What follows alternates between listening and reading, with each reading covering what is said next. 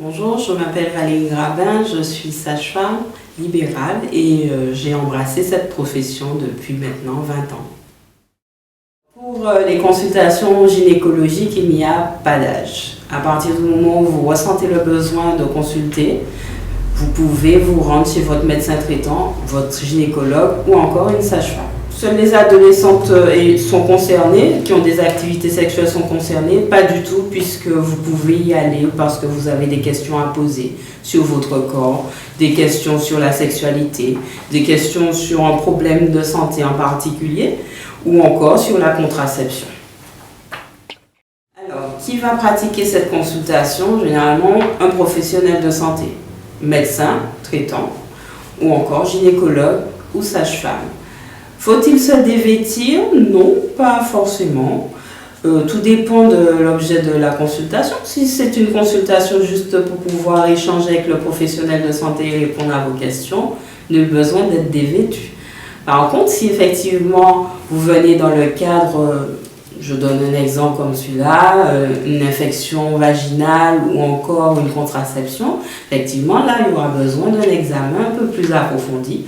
Donc on ne commence jamais par vous examiner, vous dévêtir, on commence toujours par un temps d'échange où on apprend à vous connaître sur différents plans, sur votre plan familial, sur votre plan simplement gynécologique, savoir à quel âge vous avez commencé à avoir vos premières règles, est-ce qu'effectivement vous avez des rapports sexuels, et en fonction de ça on verra vers où on va orienter cette consultation. On peut avoir recours à cette consultation prise en charge à 100% par l'assurance maladie entre 15 et 18 ans. Faut-il être accompagné? Non, pas forcément, puisqu'il s'agit d'une consultation qu'on peut réaliser sans l'autorisation des parents et voire même sous l'anonymat. Cette consultation, alors si vous avez fait le choix d'être accompagné d'un parent, d'une amie ou de la personne de confiance que vous aurez choisi, il arrive un moment de la consultation, au moment de l'interrogatoire, au moment où nous allons plus amplement faire connaissance, où je vais demander à cette personne de sortir de façon à garder cet instant confidentiel, sauf si il y a un risque pour vous ou à votre demande. Il est important d'aborder les différents sujets liés à la féminité, notamment sur le plan gynécologique, parce que ce sont des questions parfois qu'on a peur de poser à ses parents. Et il est certainement plus facile d'en parler à un professionnel de santé plutôt qu'aux camarades. Alors, lors de la consultation de contraception et de prévention des infections sexuellement transmissibles, nous allons nous focaliser pour aujourd'hui sur deux virus qui sont le papillomavirus et également la chlamydia. Pour le papillomavirus, comme on l'attrape, c'est durant les rapports sexuels. Donc, que ce soit lors des pénétrations vaginales ou rectales ou encore les pratiques orales, on peut attraper le papillomavirus.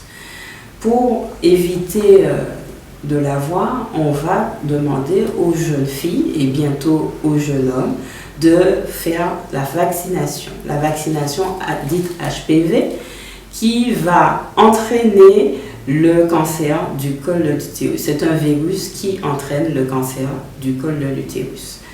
Il existe différentes formes et c'est pour cela qu'on propose une vaccination aux 11-14 ans, puis aux 15-19 ans, si ça n'a pas été fait, entre 11 et 14 ans. Ensuite, en ce qui concerne la chlamydia, c'est également une infection sexuellement transmissible qui est invisible, on va dire, qui évolue à bas bruit. Et parfois, on n'a pas toujours des signes évidents. Donc, c'est pour ça qu'on va faire un prélèvement vaginal pour les filles, de façon à dépister cette chlamydia.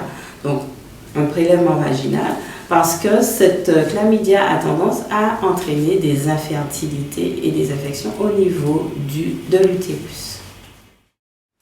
Alors, il existe des centres de prévention en matière de santé sexuelle et de reproduction à la Martinique, notamment les plannings familiaux et les centres tels que la PMI, le CEPIOF, le centre de santé également, qui permet d'avoir des consultations suivies et gratuites.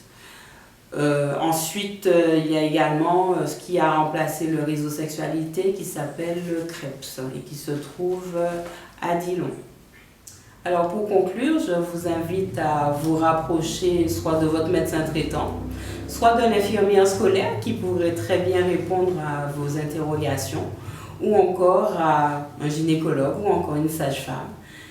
Vous pouvez vous rendre dans les plannings, vous pouvez vous rendre dans les CEPIOF en Martinique, le centre de santé également, l'ex-Calmet, qui pourrait très bien vous assurer ce suivi gynécologique. Et surtout, prenez soin de vous.